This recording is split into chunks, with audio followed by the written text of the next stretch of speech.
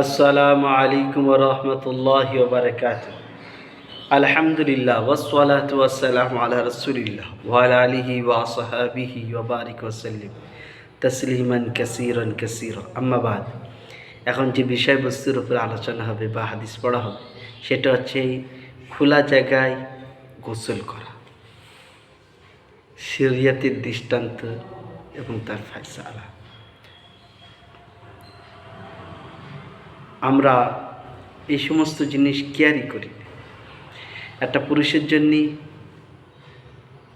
নাভির ওপর থেকে নিয়ে হাঁটুর নিচে পর্যন্ত ঢেকে রাখা 24 ঘন্টার ফরজ, যেরকম নামাজ ফরজ, রোজা ফরজ, জাকাত ফরজ।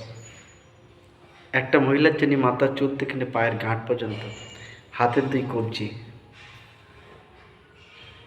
24 ঘন্টা ফরজ, যখন সে ঘরের বাইরে থাকবে। নিজের ঘরের ভেতর থাকবে তখন তার ব্যক্তিগত ব্যাপার। যাই হোক, আসুন গোসলের বিষয় নিয়ে। আন ইয়ালা কাল ইন্না রাসূলুল্লাহ সাল্লাল্লাহু আলাইহি সাল্লাম রাআ রাজুলান ইয়াগতাসিলু বিল বারাজ ফাসাইদ আল মিম্বার ফাহমিদাল্লাহ ওয়াসনা আলাইহি সুম্মা ক্বাল ইন্নাল্লাহ হাইয়ুন সাতিরুন ইউহিব্বুল হায়া ওয়া তাস্তাতিরু ফাইজা ইগতাসালা আহাদুকুম ফালিয়াস্তাতির। রাহু আবু দাউদ ও নাসাই। হযরত ইয়ালা রাদিয়াল্লাহু তাআলা আনহু বর্ণনা করছেন যে রাসূল পাক সাল্লাল্লাহু আলাইহি সাল্লাম নজর একজন ব্যক্তির উপরে পড়লেন, যিনি খোলা ময়দানে গোসল করছিলেন, গায়ে কাপড় ছিল না। তো রাসূল পাক সাল্লাল্লাহু আলাইহি ওয়াসাল্লাম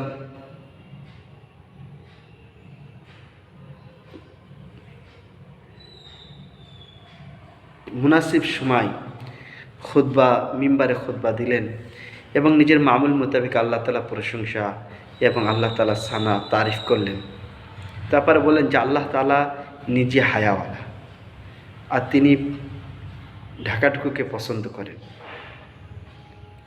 বান্দার জন্য যে সমস্ত শরীরের অঙ্গ প্রকাশ করা লজ্জাজনক বিষয়, আল্লাহ তাআলা সেগুলোকে প্রকাশ করেননি, ঢেকে রেখেছেন। ওই জন্য আল্লাহ তাআলা বান্দাদেরকেও পছন্দ করে যে বান্দারাও যেন এই সমস্ত জিনিস ঢেকে রাখে এবং লজ্জা করে। বান্দাদের জন্য এই জিনিসটা পছন্দ করেছেন। অতএব এর উপরে হুকুম হচ্ছে এই যে তোমরা যখন, বা নবীজি আদেশ দিলেন যে তোমরা যখন গোসল করবে তো সেটা ঘিরে নিয়ে গোসল করবে, খোলা জায়গায় শরীর অঙ্গ করে গোসল করবে না। এবারে দেখেন, আমাদের এই সমাজে স্পেশালভাবে বাংলার বুকে যারা দীঘায় যায়, নাউজুবিল্লাহ মিন যালিক, নবীজি কি বলেছেন আর আমরা কি করছি। দীঘায় পুরুষ মহিলা এমনভাবে গোসল করছে, সব কিছু দেখা যাচ্ছে। নাউজুবিল্লাহ, নাউজুবিল্লাহ, আস্তাগফিরুল্লাহ, আস্তাগফিরুল্লাহ। দীঘা পুকুরে, তারপরে আপনার যে সমস্ত কলে গোসল করেন যার ঢাকা নেই, আপনি একটা প্লাস্টিকের বস্তাতে ঢেকে নেন,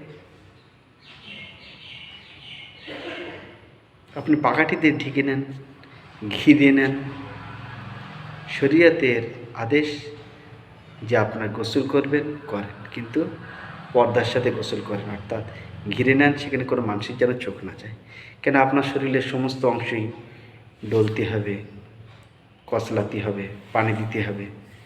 সেই জন্যে যাতে কারো দৃষ্টি না পড়ে রাসূল পাক সাল্লাল্লাহু আলাইহি সাল্লাম সেই হিদায়াত দিয়েছেন। আল্লাহ তাআলা আমাদেরকে এই বিষয়ে সচেতন হওয়ার তৌফিক দান করুন, বলুন আমিন।